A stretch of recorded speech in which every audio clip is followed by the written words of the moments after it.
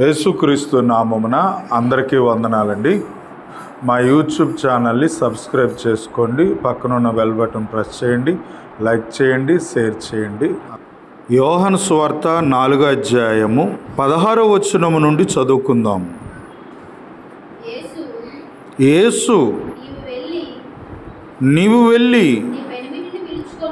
నీ పెనిమిటిని పిలుచుకొని ఇక్కడికి రమ్మని ఆమెతో చెప్పాను. ఆ స్త్రీ నాకు పెనిమిటి లేడనగా యేసు ఆమెతో నాకు పెనిమిటి లేడని నీవు చెప్పిన మాట సరియే, నీకు 5 పెనిమిటులుండిరి, ఇప్పుడు ఉన్నవాడు నీ పెనిమిటి కాడు, సత్యమే చెప్పితువనెను. బాగా వినాలి. యోహాను సువార్త 4వ అధ్యాయము 39వ వచనము నుండి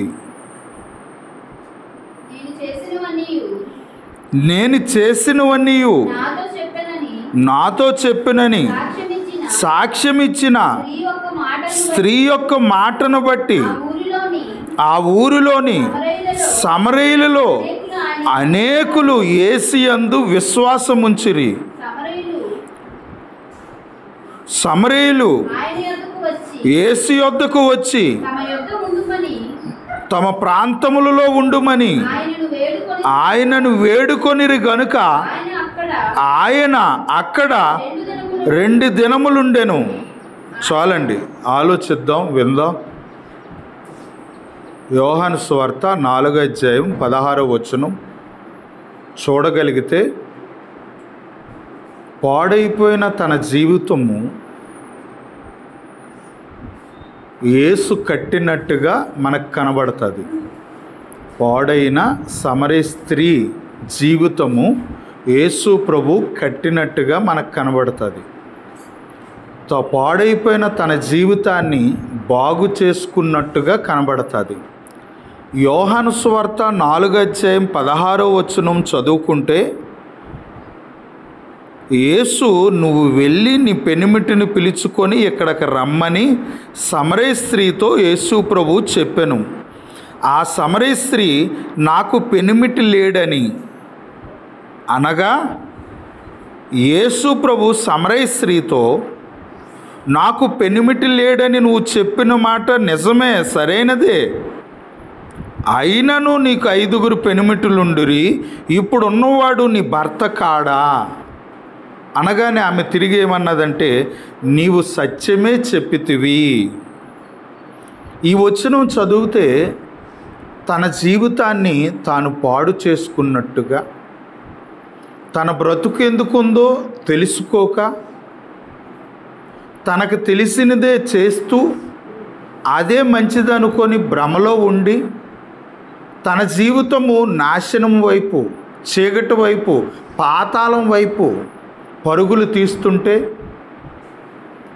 ఆ జీవితాలను కట్టడానికే ఆయన ఆ ప్రాంతానికి వచ్చినట్టుగా యోహాను సువార్త 4వ అధ్యాయము 4వ వచనం ఒకసారి చదువుకుందాం. యేసు సమరయ మార్గమున వెళ్ళవలసి వచ్చెను. ఏ మార్గాన్ని వెళ్ళవలసి వచ్చిందట? ఎందుకు? సమరయలో మనుషులు బాగులేరు. సమరయ పట్టణములో ఉన్న మనుషుల జీవితాలు బాగులేవు. సర్వ ప్రపంచములున్న మానవ బ్రతుకులు బాగులేవు. ఒకని నుండి ప్రతి జాతి మనుషులు భూమి మీదకు వచ్చారు. ఆ వచ్చిన మనుషుల జీవితాలు సరిగ్గా లేవు. అలా లేని జీవితాలను కట్టాలని దేవుడు ఆశపడి యేసు ప్రభువుని భూమి మీదకు పంపాడు. యేసుక్రీస్తు వచ్చి సమరయ ప్రాంతం బాగులేదు, సమరయ ప్రాంతంలో ఉన్నవారు బాగులేరు, అందులో స్త్రీలు బాగులేరు, అందులో పురుషులు బాగులేరు, అందులో ఉన్న మనుషులు బాగులేరు. వాళ్ళ జీవితాలను కట్టాలి. ఎలాంటి మంచి మాట అక్కడ రాయబడిందండి. యోహాను సువార్త 4:4, ఆయన సమరయ మార్గమున వెళ్ళవలసి వచ్చాను. అక్కడ ఎలాంటి మాట యోహాను గారు రాస్తున్నారు? వెళ్ళవలసి వచ్చిందట. అంటే వెళ్ళవలసి వచ్చే పరిస్థితి రాకపోతే వేరే మార్గంలో వెళ్ళినా, వేరే చోటకు వెళ్ళినా వెళ్ళవలసి వచ్చింది. ఏంటి, నేనేదో పని మీద వెళ్ళిపోతున్నానండి, కానీ అక్కడికి వెళ్ళవలసి వచ్చిందండి, లేకపోతే అక్కడికి వెళ్ళండి అని మనం మాట్లాడతామా? వెళ్ళవలసి వచ్చింది. ఎక్కడికి వెళ్ళవలసి వచ్చింది? సమరయ ప్రాంతానికి వెళ్ళవలసి వచ్చింది. సమరయ అనే ప్రాంతానికి వెళ్ళవలసి వచ్చింది. సుకార్ అనే ఊరికి ఆయన వచ్చారట. అంటే పాడైన తన జీవితాన్ని బాగు చేశాడు. చాలామంది కూడా ఆడవాళ్ళు కాదు, మగోళ్ళే కాదు, మనుషులందరూ పాడైపోయారు, పాడవుతూనే ఉన్నారు. పాడవకండి అని చెప్పినా కూడా పాడయ్యే వాళ్ళే ఉన్నారు. చెప్పక చెడిపోయిన వాళ్ళు కొంతమంది అయితే, చెప్పినా కూడా చెడిపోయిన వాళ్ళు ఇంకొంతమంది. ఈమె జీవితము పాడైపోయిందన్న సంగతి యేసు ప్రభు చూపించేసరికి తాను మారినట్టుగా, తనను తాను మార్చుకున్నట్టుగా మనకిక్కడ కనబడుతుంది. ఈరోజు ఈ వాక్యాన్ని నాకు నేను బోధించుకుంటూ మీకు ఎందుకు బోధిస్తున్నానంటే, మనలను యేసు ప్రభు రక్షించాడు. మనము వాక్యము ద్వారా రక్షించుకుంటూ అనేక మందిని వాక్యం ద్వారా రక్షించాలి. ఇది మన బాధ్యత, ఇది మన పని.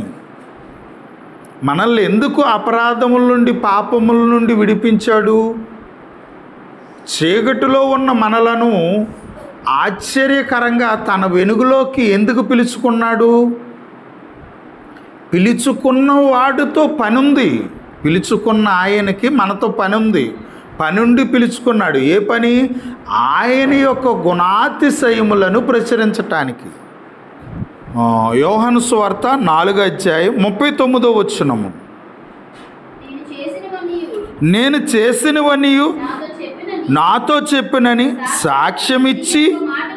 సాక్ష్యమిచ్చిన స్త్రీ యొక్క మాటను బట్టి ఆ ఊరిలోని సమరయులలో అనేకులు యేసు యందు విశ్వాసం ఉంచిరి. అంటే ఆవిడ జీవితాన్ని మార్చుకుంది, అనేక మందికి క్రీస్తు గురించి సాక్ష్యం చెప్పింది.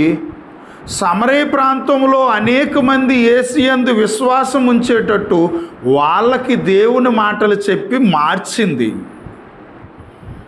దేవుణ్ణి తెలుసుకోవాలి, నమ్ముకోవాలి, దేవుడిలో ఎదగాలి, మనలను మనము రక్షించుకుంటూ బ్రతకాలి. మనకొచ్చిన రక్షణ భాగ్యాన్ని అనేక మందికి తీసుకెళ్ళి ఆ రక్షణ యొక్క రుచిని వారికి తెలియజేసి ప్రభువు వైపు, క్రీస్తు వైపు, సంఘం వైపు అనేక మందిని నడిపించాలి. ఈరోజు ఎలాంటి పరిస్థితి క్రైస్తవంలో చోటు చేసుకుందంటే, దేవుడు మనలను మార్చిన తర్వాత మనము మారి మనలను మనము రక్షించుకొని ఇతరులను రక్షించవలసిన పరిస్థితి ఉండాలి. కానీ ఎలాంటి పరిస్థితి వచ్చిందంటే, యేసు ప్రభు ఈవిడ్ని మార్చాడు. యేసు ప్రభు ఈమెను రక్షించారు. యేసుక్రీస్తు గారు ఈమెను రక్షించారు. ఈమె రక్షింపబడి అనేక మందిని సమరయులను రక్షించింది. కానీ ఈరోజు చాలామంది క్రైస్తవ జీవితాలు ఎలాగున్నాయంటే, వాళ్ళను వాక్యం రక్షించింది, దేవుడు రక్షించాడు, కానీ ఇతరులను రక్షించే పని పక్కన పెట్టండి, వాళ్ళను వాళ్ళు రక్షించుకోగలిగే స్థితిలో ఈరోజు చాలామంది లేరు. ఈవిడ్ని మనము గమనించగలిగితే నిజంగా యేసు రాకముందు ఈమె జీవితము చీకటి జీవితం, సమరయ స్త్రీది. యేసు రాకముందు పాపపు బ్రతుకు, యేసు వచ్చిన తర్వాత తన బ్రతుకుని వాక్యంతో కట్టుకుంది, తన బ్రతుకుని కాపాడుకుంది, తన జీవితాన్ని సరైన మార్గంలో నడిపించుకుంది. దానితో పాటు ఆమెలో ఉన్న మరొక మంచి విధానం ఏంటంటే తాను మారింది, తాను రక్షింపబడింది, తన ప్రాంతములో ఉన్న వారిని అందరినీ రక్షించింది.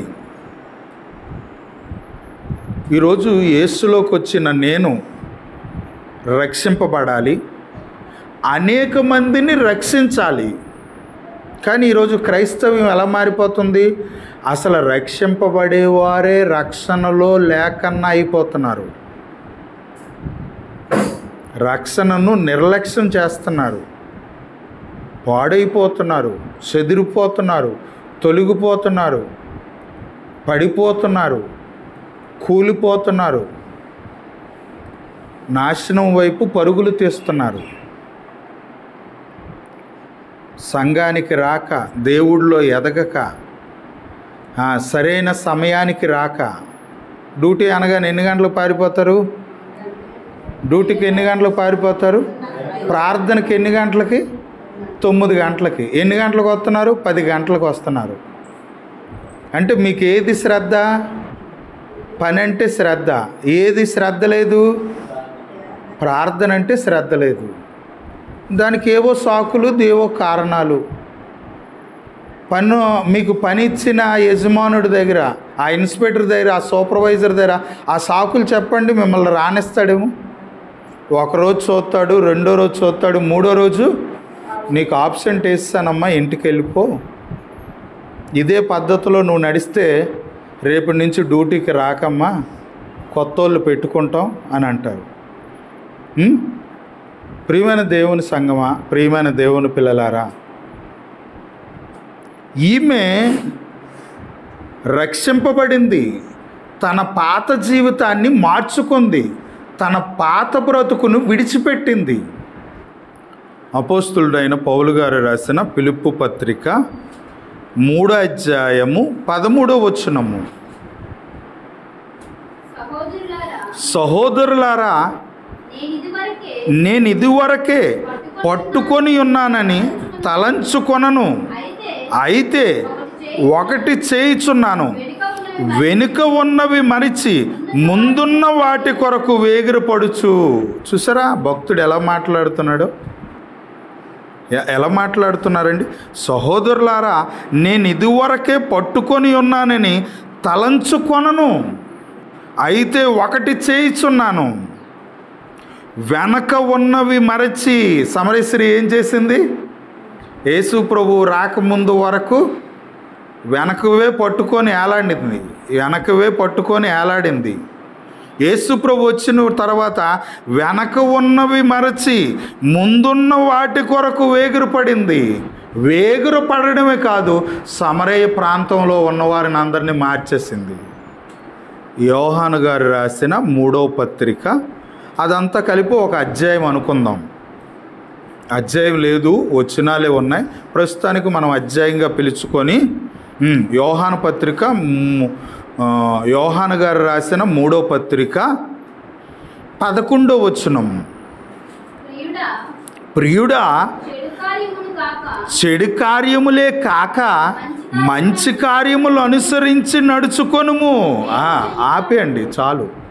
సంఘాల్లో ఈరోజు క్రైస్తవ సంఘాలలో ఎలాంటి వారు ఉన్నారు, ఎలాంటి సేవకులు ఉన్నారు, ఎలాంటి విశ్వాసులు ఉన్నారు, ఎలాంటి మగవాళ్ళు ఉన్నారు, ఎలాంటి యవ్వన వాళ్ళు ఉన్నారు, ఎలాంటి సంఘాల, క్రైస్తవ సంఘాలలో ఎలాంటి వారు ఉన్నారట అని అంటే, క్రీస్తును నమ్ముకొని క్రైస్తవ్యంలోకి అయితే వస్తారు, సంఘంలోకి అయితే వస్తారు, దేవుని మాటలు సేవకుల ద్వారా, దైవజనుల ద్వారా వింటారు. విన్నా కూడా కొంతమంది జీవితాలు ఎలాగుంటాయి అంటే చెడ్డ కార్యాలే చేస్తారట, చెడు కార్యాలే చేస్తారట. యోహాను రాసిన 3వ పత్రిక 9వ వచనం. యోహాను గారు రాసిన 3వ పత్రిక 9వ వచనం. యోహాను గారు అంటున్నారు, నేను సంఘమునకు ఒక సంగతి రాసి తిని, సంఘానికట ఒక సంగతిని రాశాడట. సంఘము బాగుందా పాడైపోయిందా అని ఒకనాటి అపోస్తులను అడిగితే అపోస్తులుడైన యోహాను గారు ఏమంటున్నారంటే, సంఘ పరిస్థితులు బాగులేవు, సంఘము నాశనం వైపు వెళ్ళిపోయింది, సంఘములో కొంతమంది పరలోకానికి దూరంగా ఉన్నారు, సంఘములో కొంతమంది జీవితాలలో చెడు కార్యాలే ఇంకా నడుస్తున్నాయి అని చెబుతూ, అయితే వారిలో ప్రధానత్వం కోరుచున్న దియోత్రేపే, ఈయన పేరు ఏం పేరట? దియోత్రేపే. ఈ దియోత్రేపే అనే ఆయన రక్షణ అయితే పొందుకున్నాడు, బాప్తిసం అయితే తీసుకున్నాడు, సంఘంలోకి అయితే వచ్చాడు. కానీ సంఘంలోకి వచ్చినా కూడా, వాక్యం విన్నా కూడా ఈయన జీవితం ఎలాగుందని 11వ వచనంలో చెప్తున్నాడు. చెడు కార్యాలే చేస్తున్నాడట, మంచి కార్యాలు చేయట్లేదట. క్రీస్తు మనలందరినీ ఎందుకు పిలుచుకున్నాడు సంఘం దగ్గరికి? యేసుక్రీస్తు మనందరినీ ఎందుకు రక్షించుకున్నాడు, రక్షించుకొని సంఘంలోకి ఎందుకు పిలుచుకున్నాడని అంటే, చెడ్డ కార్యాలు ఇంకా కంటిన్యూ చేస్తావని కాదు, చెడును విడిచిపెట్టి మంచి కార్యాలలో ఉంటావని, 10 మందికి మంచి చెప్పి 10 మందిని మంచి వైపు నడిపిస్తావని. కానీ ఈరోజు చాలా సంఘాలలో సొసైటీలో మంచి మనుషులు ఉన్నారు, చెడ్డ మనుషులు ఉన్నారు. అలాగే సంఘాలలో కూడా మంచి క్రైస్తవులు ఉన్నారు, చెడ్డ క్రైస్తవులు కూడా ఉన్నారు. మంచి నేల మీద మంచి పొలంలోని గురుగులు ఉన్నాయి, గోధుమలు ఉన్నాయి అన్నమాట. ప్రియమైన దేవుని సంఘమా, సమాజం బాగులేదు, పోనీ సంఘం బాగుందా? క్రీస్తు రక్తములో కడగబడి పరిశుద్ధులుగా, నీతిమంతులుగా, తండ్రైన దేవుని చేత పిలువబడుతున్న మన జీవితాలు ఎలా ఉన్నాయట? దియోత్రేపే అనే వాడి గురించి యోహాను గారు రాస్తూ, ఆ భక్తుడు ఆ దేవుణ్ణి నమ్ముకున్న బిడ్డ గురించి రాస్తూ ఏమంటున్నాడంటే, ప్రియుడా, చెడ్డ కార్యములే కాక మంచి కార్యములను అనుసరించి నడుచుకో. మేలు చేయువాడు దేవుని సంబంధి, కీడు చేసేవాడు దేవునిని అస్సలు చూడలేదు. అంటే మనము పాత జీవితాన్ని విడిచిపెట్టి దేవునిలోకి వచ్చామంటే దేవుడు మనకి తెలుసని అర్థము, దేవుడిని మనము చూసామని అర్థము. దేవుడు తెలిసినవాడు, దేవుడిని చూసిన వాడే క్రీస్తు రక్తములో కడగబడి సంఘంలోకి వచ్చిన వాళ్ళు, క్రైస్తవులుగా పిలువబడుతున్న మనందరము. దేవుడిని ఎరిగిన వాళ్ళము, దేవుడిని చూచిన వాళ్ళము. దేవుడిని ఎరిగిన వాళ్ళు, దేవుడిని చూసిన వాళ్ళు ఇంకా వెనక వాటిని వదలకన్నా పట్టుకొని ఉంటే, సమరస్త్రీ పట్టుకుందా? ఇంకా పాతది వదిలేసిందా? వెనకది వదిలేసిందా? ఇంకా పట్టుకుందా? యేసు ప్రభువుని నమ్మక ముందు చెడ్డ కార్యాలు ఉన్నాయి, యేసు ప్రభువుని నమ్మిన తర్వాత చెడ్డ కార్యాలన్నీ పక్కన పెట్టేయాలి, వెనకున్న చెత్త అంతా పక్కన పెట్టేయాలి అన్నమాట, ముందుకు వెళ్ళిపోవాలన్నమాట. ఇప్పుడు వరకు యేసు ప్రభువుని నమ్మలేనంత వరకు శరీరం కోసం బ్రతికాము. యేసు ప్రభువుని నమ్మిన తర్వాత ఏం చేసుకోవాలి? శరీరంలో ఉన్న దుర్నీతిని తీసివేసి శరీరంలోకి దైవనీతిని తీసుకురావాలి. శరీరం కొరకు బ్రతకడం మానేసి ఆత్మను వాక్యం ద్వారా ఎలా రక్షించుకోవాలి ఆలోచించాలి, ఈ పనిలో ఉండాలి. అంటే పోనీ యేసుప్రభుని నమ్మక ముందు చెడ్డ కార్యాలు ఉన్నాయి, చెడు చేసాం. యేసుప్రభుని నమ్మిన తర్వాత మంచి కార్యాలు ఉండాలి కదా, మంచి చెయ్యాలి కదా. కానీ ఈ దియోత్రేపు అనేవాడు ఏం చేస్తున్నాడట? క్రీస్తు రక్తంలో కడగబడి క్రైస్తవుడిగా పిలువబడుతూ సంఘంలోకి వస్తూ సంఘంలోకి 10 మందిని నడిపించటం మానేసి సంఘంలోకి వచ్చిన వీడు పాడైపోయి అనేక మందిని పాడు చేస్తుంటాడు. సంఘములో కొంతమంది జీవితాలు పతనం వైపు వెళ్ళిపోతున్నాయి, పాతాళం వైపు వెళ్ళిపోతున్నాయి, నరకం వైపు వెళ్ళిపోతున్నాయి. ఆత్మని రక్షించుకోలేని బ్రతుకులుగా కొంతమంది విశ్వాస జీవితాలు మారిపోతున్నాయి అని వేదన చెందుతున్నాడు దేవుడు సంఘాన్ని చూసి, సంఘంలోకి వచ్చిన క్రైస్తవ జీవితాలను చూసి. అంటే ఇప్పుడు సంఘంలో ఉన్న మనం ఎలా మారాలి? నీవు రక్షింపబడి చెడు మానేసి మంచి చేస్తూ వెనకున్న చీకటి అనే పాపపు బ్రతుకు, అపరాధాలు పాపాలతో కూడిన బ్రతుకుని మరచి ముందున్న పరలోకం కొరకు, ముందున్న రక్షణ కొరకు, ముందున్న ఆత్మ రక్షణ కొరకు, దేవుడు కొరకు బ్రతుకుతూ అనేక మందికి ఆ రక్షణ గురించి చెబుతూ యేసు దగ్గరికి, సంఘం దగ్గరికి మనందరము నడిపించాలి. అందుకు దేవుడు నిన్ను నన్ను పిలుచుకున్నాడు. సమరయ తన పాత జీవితాన్ని, సమరయ స్త్రీ తన పాత జీవితాన్ని విడిచిపెట్టి కొత్త జీవితంలోకి రావటమే కాకన్నా, యేసు దగ్గరికి, దేవుడి దగ్గరికి రావటమే కాకన్నా, రక్షణలో కొనసాగడమే కాకన్నా అనేక మందిని రక్షణ భాగ్యం పొందుకునేటట్టు చేసింది. సమరయ స్త్రీ ఎంత మంచిది! చెడ్డదైనా మారిందా? చెడ్డ స్త్రీ అయినా ఆ తల్లి మారిందా? కాబట్టి యేసును నమ్ముకొని ఇంకా చెడ్డదున్నదా?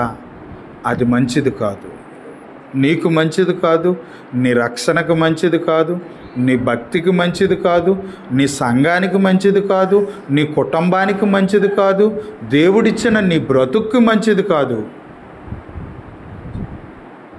అది వదిలిపెట్టు, అది విడిచిపెట్టు. సమరయ స్త్రీలాగా మారు, అనేక మందిని మార్చు. ఇలా ఉండాలి. ఈవిడ మారితే దేవుడికి ఉపయోగం ఉందా లేదా? సమరయులు అందరినీ మార్చాడా? ఒక్క ఆమెనే మార్చాడా? ఒక్క ఆవిడనే మార్చాడు. ఒక్క ఆవిడని మార్చగానే ఆవిడ వెళ్ళి ఏం చేసింది? ఊరోళ్ళందరినీ మార్చేసింది.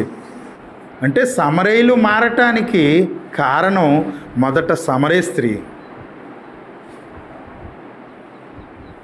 యేసు ఆవిడ్ని రక్షిస్తే ఆవిడ ఏం చేసింది? ఊరుని రక్షించింది, చాలామందిని రక్షించింది. మరి మనలను యేసు ప్రభు రక్షించి ఎన్ని దినాలు అవుతుంది? ఎన్ని సంవత్సరాలు అవుతుంది? చాలా దినాలు అవుతుంది, చాలా సంవత్సరాలు అవుతుంది. మరి నువ్వెంతమందిని రక్షించావు?